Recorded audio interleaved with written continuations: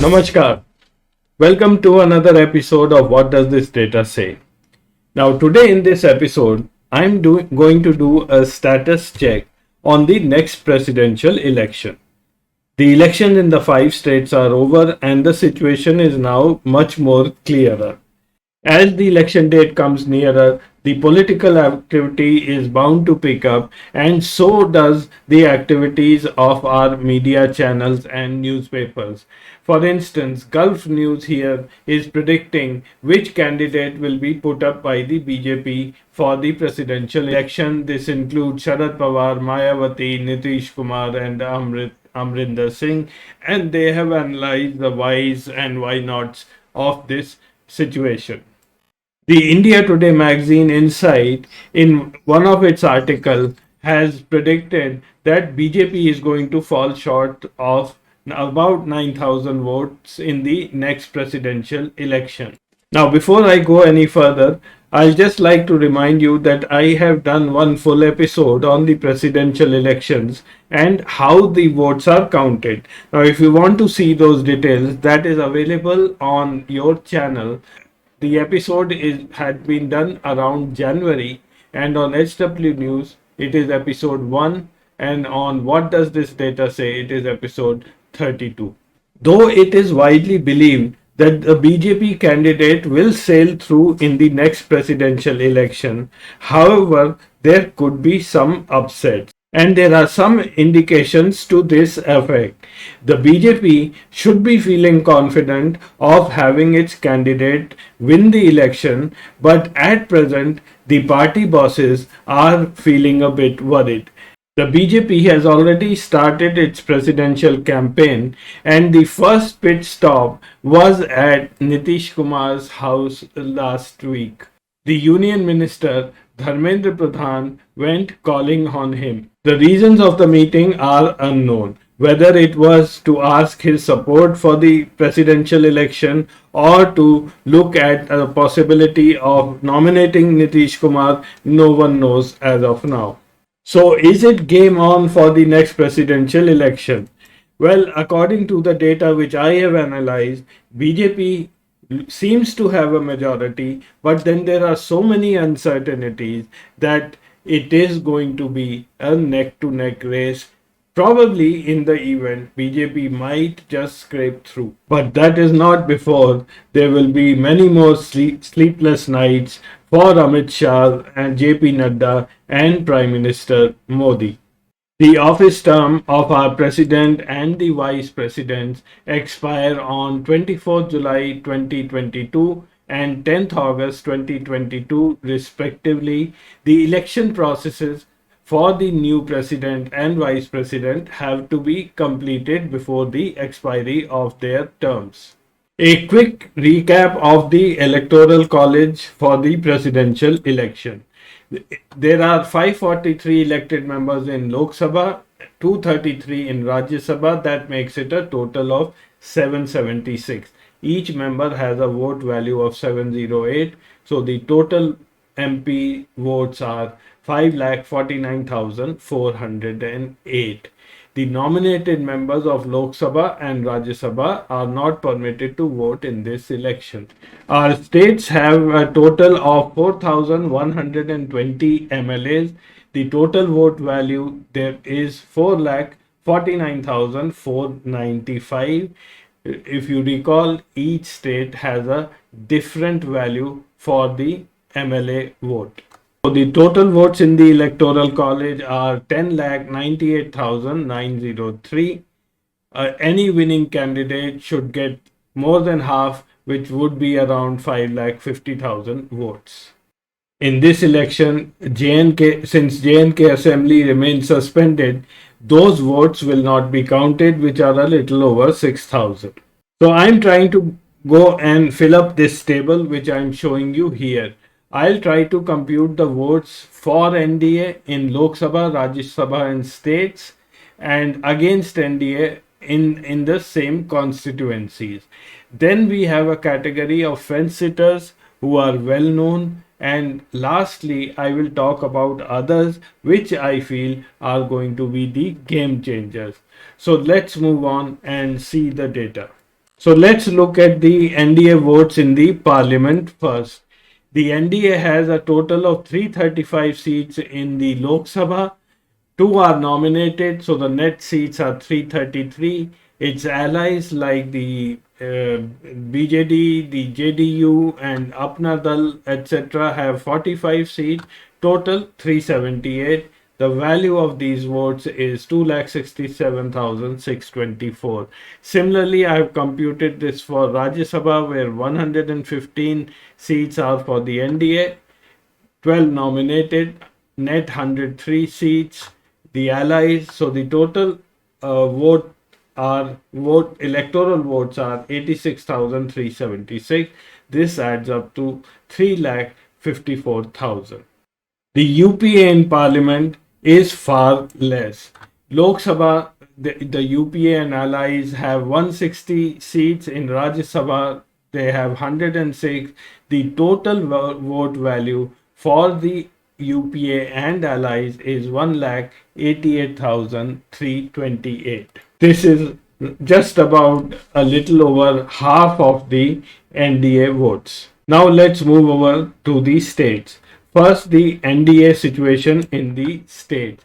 NDA has a total of 1379 seats in the legislative assemblies. Three are nominated.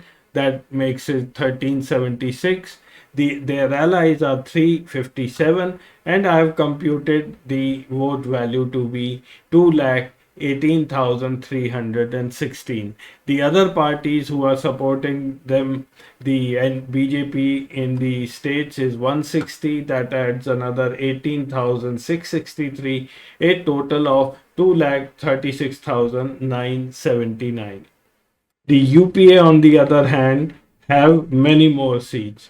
The total number of seats of UPA and allies are 1,038, which is 1,46,563. The supporting parties have 814.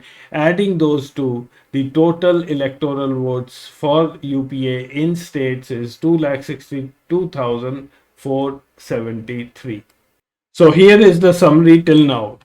The NDA has 5,90,979, which is about 56.7% of the votes polled, while the opposition has 4,50,801, which is 43.3% of the votes polled.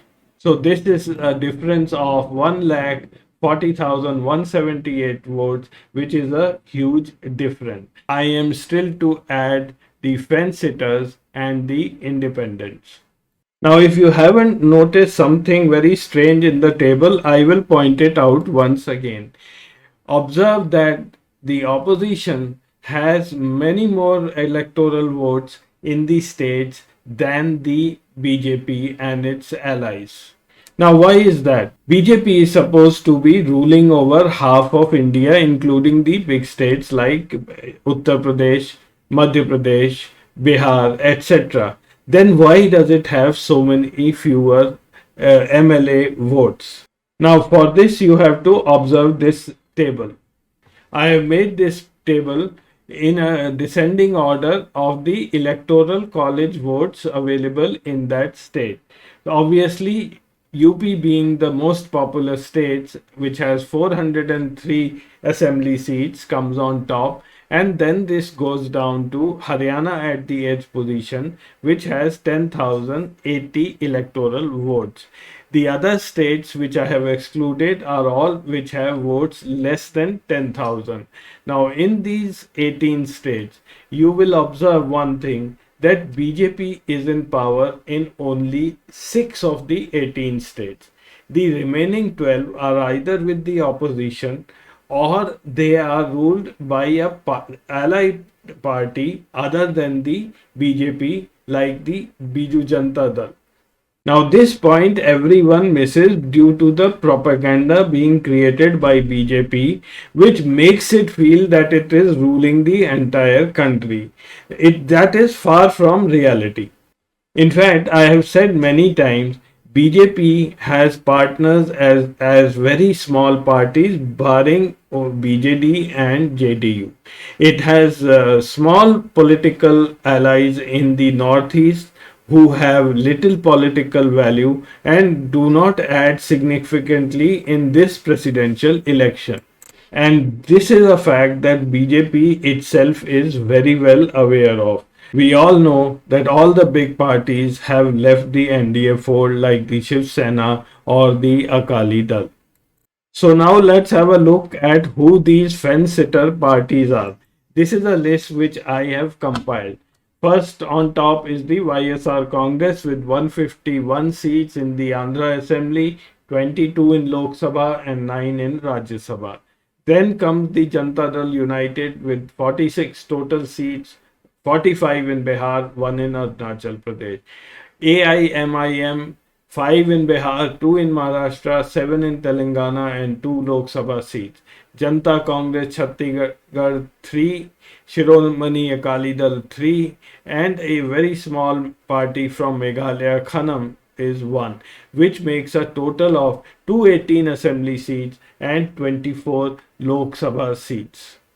Out of the fence-sitters, YSR Congress remains the most tricky one. Though Amit Shah is trying to woo Jagan Mohan Reddy of late, but in the last 5 years, there is very little that the central government has done for Andhra Pradesh. The details of the YSR Congress are given here in the Lok Sabha, Rajya Sabha and the Andhra Assembly. It has a total of 45,957 electoral votes. The other parties which I showed in the fence-sitter list will account for 2,899. So the total votes under the fence-sitter category is 48,856. So let's review our summary chart at this stage. So if the fence-sitters vote against the BJP candidate, 49,070 votes will be added again in the against category. So now the equation changes to 54 versus 45%. The difference between the NDA and the opposition votes now comes down to 91,108. Now let's talk of JDU in Bihar. Though the elections are not due till 2025, but Nitish Kumar knows very well that next time around he will not be the preferred chief ministerial candidate. Even this time, the BJP was magnanimous enough to make him the chief minister in spite of JDU having less number of seats. So already Nitish Kumar has started showing some uneasiness and he's trying to patch up with the RJD in Bihar. Those movements have not been perceived very well with the BJP. Let us see how many electoral votes the JDU has in the presidential election. The total number of electoral votes which the JDU controls is 23,518 coming from the Bihar Assembly, the Lok Sabha and the Rajya Sabha. The discomfort for the BJP will start if the JDU decides to vote against the BJP's candidate in the presidential election, because then 23,518 votes get deducted from the NDA and get added to the opposition. The situation then becomes 52-48, and that is too close for comfort for the BJP. And as if this was not enough, Modi and Amit Shah also have to deal with the dissent within their own party. It is well known that there are a group of MLAs in Karnataka who are waiting for the presidential election. Then we have a few in Gujarat, Haryana, Maharashtra, West Bengal and recently in Tripura when the chief minister was removed very unceremoniously. If I just count 20% as dissent votes, that is 13,748 votes which will go either way. And just for academic interest, you should know how many votes does the Biju Janata Dal command. The total number of votes with the BJD is 30,997.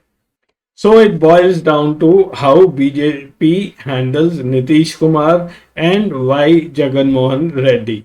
The first pit stop was at Bihar at Nitish Kumar's house, and I am very sure that in the days to come you will hear someone approaching Jagan Mohan Reddy. So this is all for this week. I'll meet you again next week with some other data. Till then, goodbye and namaskar.